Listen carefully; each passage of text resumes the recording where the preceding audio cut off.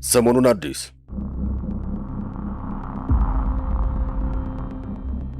ይህን ፎቶ ስንቶቻችሁ አይታችሁት ይሆን? ከሰሞኑ በኢንተርኔቱ ዓለም መነጋገሪያ የሆነ ምስል ነው። ኢስላማባድ በነበረው ድርድር ላይ የኢራንና የአሜሪካን ተደራዳሪ ቡድን የመሩት ዲፕሎማት ናቸው። ከላይ ኢራን ከታች ደግሞ የአሜሪካ ተወካዮች ይታያሉ። ታዲያ ከዚህ ፎቶግራፍ ጋር አንድ ርዕስ በሰፊው ሲነሳ ቆይቷል። የሁለቱ ቡድኖች የትምህርት ደረጃ ጉዳይ። የኢራን ሁሉም ማለትም ሰባቱም የድርድር ቡድን መሪዎች የዶክትሬት ዲግሪ ያላቸው ናቸው። በአንጻሩ ከአሜሪካ የድርድር ቡድን መሪዎች መካከል አንዳቸውም የዶክትሬት ዲግሪ የላቸውም።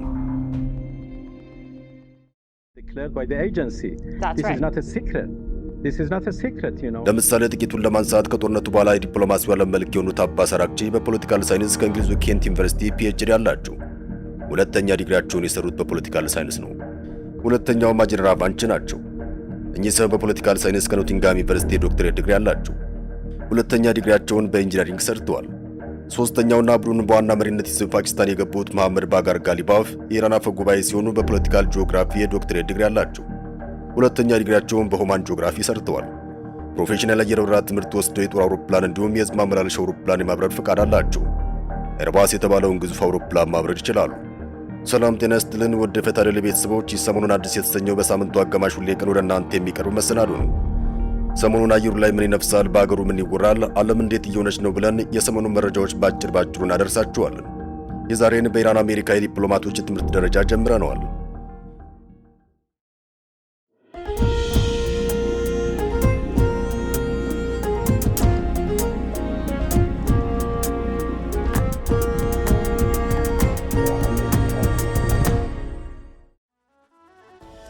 ይህ ምስል ሳይትዝ ያለኝ የትምህርት ጉዳይና እኛ ለሀገራት ያለን አመለካከት ነው።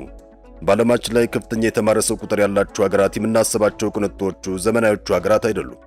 በእርግጥ የተሻለ የኑሮ ስታንዳርድ ባላቸው ሀገራት የትምህርት ደረጃው ከፍ ይላል። ነገር ግን አንዳንድ የማይገመቱ ሀገራትም የተሻለ ሊትሬሲ ሬት ወይንም የተማረ ሰው ቁጥር አላቸው። ለምሳሌ ኢራን የተማረ ሰው ቁጥሯ ወደ 90% አካባቢ ይጠጋል። በዚህም ከዓለማችን ቀዳሚ የተማሩ ሰዎች ሀገራት መካከል አንዷ ነች። አሜሪካ ከኢራን ቀጥሎ እርሻለሁ እያለች የምትዝትባት ኩባ ሌላኛዋ ብዙ የተማረ ሕዝብ ያላት ሀገር ነች። ዶናልድ ትራምፕ እንደሚያስፈራረው ስደተኛ ሁሉ ተለቅሞ ከአሜሪካ ይውጣ ቢባል ከናሳ እስከ ስፔስ ኤክስ ያሉ የአሜሪካ የቴክኖሎጂ ተቋማት ሁሉ ኦናቸውን ይቀራሉ ይባላል። ሌላውን ተውት። በሳይንስና ቴክኖሎጂ ትምህርት ብዙ ሴት ተመራቂ ያሏቸው ሀገራት የትኞቹ ይመስላችኋል?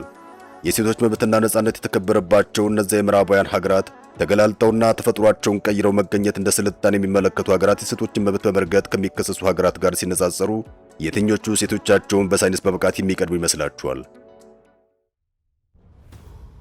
ምን ጥያቄ አለው? ለሴት መብት እየተከራከሩ እንዴት ከኋላ ቀሮች ሀገራት ጋር ታነጻጽራላችሁ ካላችሁኝ ተሳስታችኋል። እንዲያው ግን ላመሎም ያክል ጎግልም ሌላም ዳታ ፈልጋችሁ አገላብጡ። እንደ ህንድ፣ ቱኒዚያና አልጄሪያ እንዲሁም ኢራን የመሳሰሉ ሀገራት በሳይንስና ቴክኖሎጂ ዘርፍ በርካታ ሴት ተማሪዎች በማስመረቅ ከዓለማችን ቀዳሚ ሀገራት ናቸው። ጀንደር ኢኳሊቲ ፓራዶክስ ስለሚባል ነገር ሰምታችኋል? የሴቶች እኩልነት ተረጋግጦባቸዋል ከሚባሉ ሀገራት ይልቅ የሴቶች መብት አልተከበረባቸውም በሚባልባቸው ሀገራት ሴቶች የተሻለ ሳይንስና ቴክኖሎጂ ተሳትፎ አላቸው። ይህን ጉድ ዓለም ጀንደር ኢኳሊቲ ፓራዶክስ ይለዋል። እኛ ምናልባት የጾታ እኩልነት አያውን በለው ይሆን? ማሞ ሌላ መታወቂያው ሌላ።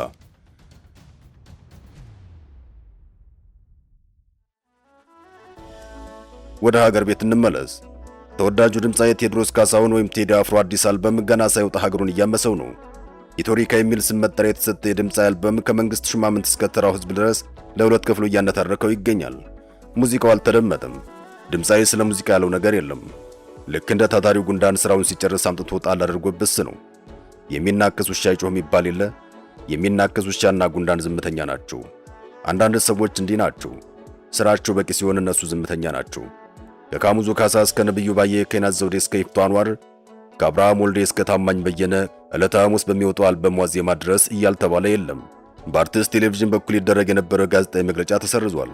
ነገር ግን አንዳንዶችን ለመግለጫው አልታገደም፣ የፈጠራ ወሬ ነው ይላሉ። ከነዚህ መካከል ፖለቲከኛ ፈዲላ አብይ አንዷ ናት።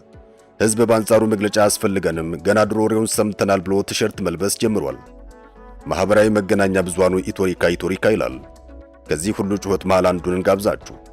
ያጋሩን ዶክተር ወዳጀነ ናቸው። ቦታው መኖሪያ ቤቱ ነው። ፊት ለፊት ተቀምጧል። አጠገቡ ባለቤቱ ክብርት አርቲስት አምለሰት ተቀምጣለች። ራት ቀርቧል። ጥያቄ ጠየቁ። ቴዲ ላንተ የተለየ ቅዱስ ስፍራ የት ነው አልኩት። አስቦ መለሰልኝ። ኢትዮጵያ ብሎ ዝም አለ። ያልገባው ስለመሰለኝ ደግሜ ጠየቅኩት። ማለቴ ከቅዱስ ስፍራዎች መካከል ላንተ የተለየ ቦታ የቱ ነው አልኩት። አሁንም እንደተረጋጋ መለሰልኝ። ኢትዮጵያ ለና አንገቱን ደፋ አደረገ። ለመጨረሻ ጊዜ ሞከርኩ እያስረዳሁት። ከአክሱም ከላሊበላ ላይ ከግሸን ከመሳሰሉት አንተ ልዩ ቅዱስ ቦታ የምትለው የትኛው ነው ስል ጠየቁ። ቴዲ ፈገግ ብሎ አየኝና ሁሉንም ቅዱስ ስፍራዎች አከብራለሁ፣ ለኔ ቅዱስ ቦታ ኢትዮጵያ ናት አለኝ። የክብር ዶክተር ቴዎድሮስ ካሳሁንን የቀርቤ እንዳየሁት እጅግ በጣም መልካም ሰው ነው። አንደኛ ቴዲ ለየትኛውም ብሔር ጥላቻ ወይም ንቀት የለበትም። የተለየ የብሔር ፍቅርም የለውም። ለእርሱ ሁሉም ኢትዮጵያን እኩል የተወደዱ የተከበሩ ናቸው። ሁለተኛ ቴዲ አፍሮ የሚተማመነው በችሎታው ነው፣ በዝናው አልያም በገንዘቡ አይደለም። በሰራዊት ጌታ በልዑል እግዚአብሔር ግን እጅጉን ይተማመናል። የሚጠብቀኝ ሊቀ መላእክቱ ቅዱስ ሚካኤል ነው ብሎኛል። ሶስተኛ ቴዲ ክርስቶስን ይወዳል። በሳሎኑ ግድግዳ ላይ የተሰቀለው የዓለም መድኃኒት ኢየሱስ ክርስቶስ በትልቁ ተስሏል። ቴዲ ያንን ስዕል እያየ ይተርካል፣ ይገልጠዋል። የጌታ እናትም የልብ ወዳጁ ናት። አራተኛ ቴዲ አፍሮ መዝሙር ያዳምጣል። የሚወዳቸውን ሁሉ የድሮ መዝሙሮች ከፍቶ አሰምቶኛል። በራሱ ሃይማኖት ባይደራደርም ለሁሉ ሃይማኖቶች ክብር አለው። በራሱ ሃይማኖት ያሉትን የገዳም አባቶች ያከብራቸዋል፣ ይሰማቸዋል። አምስተኛ ቴዲ ሲናገር ቁጥብ ነው። ቃላት አያባክንም። በሚገባ አስቦ ይናገራል። ቃላቶችን ያሻቸዋል፣ ያሽሞነሙናቸዋል። አጣፍጦ አሳምሮና ቀምሮ ያወጣቸዋል። ቴዲ ሲያወራ መስማት እንደ ሙዚቃ ነው። ስድስተኛ ቴዲ አፍሮ ለትዳሩ ታማኝ ነው። አምለሰትን በስስት አይን ያያታል። እሷም ሳራ አብርሃምን ጌታዬ ብላ እንዳከበረችው ባሏን በፍቅርና በክብር ትንከባከበዋለች። ባልና ሚስቱን በቤታቸው ማየትና በፍቅር ሲያወሩ መስማት እጅግ ደስ ያሰኛል። ሰባተኛ ቴዲ ያለውን ዝና የሚያውቁ አይመስልም ወይም ትኩረት አይሰጠውም። ስለሱ ለማውራት ሲሞክር ወሬውን ፈጥኖ ይቀይረዋል። ሞገስን ይሸሻል። በጣም ትሁት ነው። ዝምተኛነቱ ኩሩ ሊያስመስለው ይችላል፣ ግን ቴዲ ኩሩ አይደለም። ሰውን በሁለት እጁ የሚጨብጥ ጎንበስ ብሎ እጅ የሚነሳ ጨዋ ሰው ነው። ስምንተኛ ለቴዲ ሙዚቃ ሕይወቱ ነው። በጣም ከፍተኛ የሙዚቃ ክህሎት ማለትም ሙዚካል ኢንተለጀንስ እንዳለው ይታወቃል። ኑሮው ከቤቱ ወደ ስቱዲዮ፣ ከስቱዲዮ ወደ ቤቱ ነው። የሙዚቃ ስራዎቹ የሚወደዱት በስጦታ ላይ ትጋት ተጨምሮባቸው ነው። ቴዲ ሙዚቃ ጂኒየስ ይመስለኛል። ዘጠነኛ ቴዲ አፍሮ መጽሐፍትን ያነባል። ለማንበብ ጊዜ አለው። ታሪክ ይወዳል። ታሪክን በጥልቀት ይመረምራል፣ ይፈትሻል፣ ያሰላስላል። ቴዲ ጥሩ አሰላሳይ ወይም ቲንከር ነው። አስረኛ ከቴዲ ጋር ባሳለፍኳቸው ሰዓታት የትኛውንም የፖለቲካ ሰው አንስቶ አላወደሰም፣ አልተቃወመም። ፖለቲካ አስተያየቶችን ሲሰጥ አልሰማሁትም። 11 ቴዲ አፍሮ ቀርበው ሲያዩት በሚዲያ ከሚታየው በላይ ልዩ ሞገስ፣ ውበትና ክብርን የተላበሰ ሰው ነው። ጃኬት በቲሸርትና በጂንስ ለብሶ ዘውድ የጫነ ካባ የደረበ በትረ መንግስት የጨበጠ ንጉሥ ይመስላል። 12ኛ ቴዲ ሐሙስ ከሚዙ ስራዎቹ ሀገራዊ የሆኑትን ሁለቱን ከፍቶ አሰምቶኛል። እጅግ በጣም አስደናቂ ናቸው። ለሀገርና ለሕዝብ ያለው ፍቅር የሚያንጸባርቁ ታሪካዊ ስራዎች ናቸው። የክብር ዶክተር ቴዎድሮስ ካሳሁን ስራው እንዲሰራ እንፍቀድለት። ቴዲን መጥላት ይቻል ይሆናል፣ በቴዲ መጠላት ግን አይቻልም። ንጹህ በሆነው ልቡ ውስጥ ጥላቻ የለም። ፍቅር ያሸንፋል ሲል በፍቅር ተሞልቶ ነው። ማንንም የመጉዳት አቅም የለውም። ወንድማችንን ያለ ልዩነት እንቀበለው። ሊወደድ ሊደነቅና ሊከበር የሚገባው ስጦታችን ነው። ይህን ያሉት ዶክተር ወዳጀነ ናቸው። አገር ጥለን ደግሞ እንውጣ። እዚሁ አፍሪካ አህጉራችን ሰሞኑን አዲስ ምን ተሰምቷል ስንል ኡጋንዳ እንደርሳለን። ጀነራል ሙሁዜ ካይኑሬጋ በዓለም ማወዛገባቸውን ቀጥለዋል። ስለኚህ ሰው ሲሰሙ ነገሩ ሁሉ ቀልድ ሊመስሎት ይችላል። ነገር ግን አይደለም። ምክንያቱም ሰውየው ሌፍተናል ጀነራልና የአገሪቱ የምድር ጦር አዛዥ ናቸው። በአገራቸውም በሰው ሀገርም የተሰማራ ጦራቸውን ይመራሉ። ስለዚህ እየቀልዱ ነው ማለት እንቸገራለን።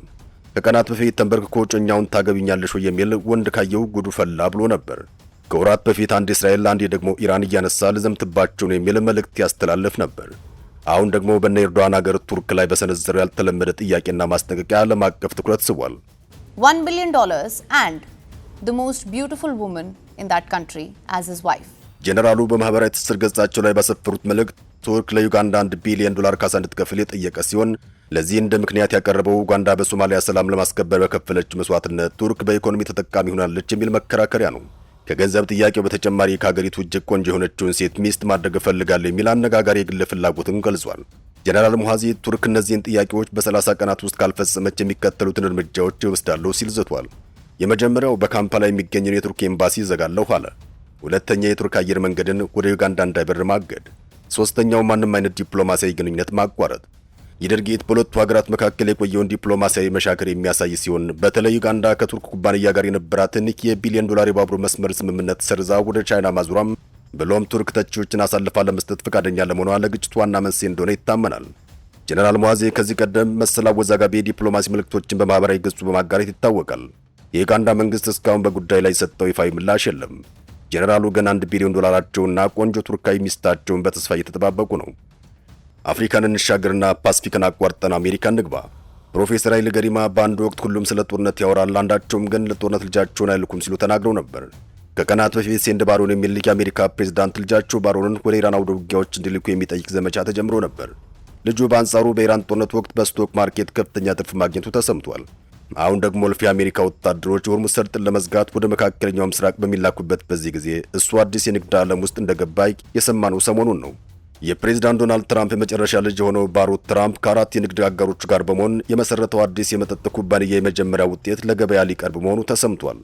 ሶሎስ ተብሎ የሚጠራው ኩባንያ በሚቀጥለው ግንቦት ወር ለመጀመሪያ ጊዜ የርባማት የተሰኘውና በካፌን የበለጸገ የእጽዋት ሻይ መጠጥ ለሸማቾች እንደሚያቀርብ አስታውቋል። መጠጡ በውስጡ አናናስና ኮኮናት ጣዕም ያለው ሲሆን ለበጋ ወቅት ተመራጭ መሆኑ ተነግሯል። የኩባንያው ስያሜ ሶሎት የተወሰደው ሶል ከሚለው የስፓኒሽ ቃል ሲሆን ትርጉሙም ፀሐይ ማለት ነው። ሶል የፀሐይ መውጣትና የቀኑን ጅምር ሲወክል፣ የቃሉ ተገላቢጦሽ የሆነው ሎስ ደግሞ የፀሐይ መጥለቅንና የቀኑን ፍጻሜ ያመላክታል። በዚህም ኩባንያው ሁሉም ነገር በሚያበቃበት ይጀምራል በሚል መሪ ቃል የፀሐይ ሙሉ ዑደት የሚያንጸባርቅ ስያሜን መርጧል። ባሮን ትራምፕ ወደ መጠጥ ንግዱ ዓለም መግባቱም በበርካቶች ዘንድ ትኩረትን የሳበ አዲስ ክስተት ሆኗል። ባሮን ትራምፕ የ20 ዓመት ወጣት ሲሆን ጠቅላላ ገቢው $150 ሚሊዮን እንደሚደርስ ይታመናል። የገንዘቡ ምንጭ የክሪፕቶ ንግድና የቤተሰብ ውርስ ሲሆን በኒውዮርክ ዩኒቨርሲቲ የቢዝነስ ስኩል ተማሪ ነው። ፕሮፌሰር ኃይሌ ገሪማ እንዲህ ነበር ያሉ። እነሱ ልጆቻቸውን ትምህርት ቤት አልሄዱ ሲሉ እየለመኑ እየጎተቱ ወደ መኪና ውስጥ ያስገቧቸዋል። በትልልቅ ትምህርት ቤቶች እየከፈሉ ያስተምሯቸዋል። የህዝብ ልጅ ግን ወደ ጦርነት እንዲገባ ሶሻል ሚዲያ ላይ መጥተው ይመክራሉ። መልእክቱም ሐሳቡን በልቦናችን ይደርያል። የመጀመሪያውን የሰሞኑን አዲስ መሰናዶ እንዲህ አበቃን። ውድ ቤተሰቦቻችን ሰሞኑን አዲስ እንዴት አገኛችሁት? ኮመንት ላይ አሳውቁን። ዘወትር ረቡዕ በዚህ ሰዓት ወደ እናንተ ትደርሳለች። ሰላም።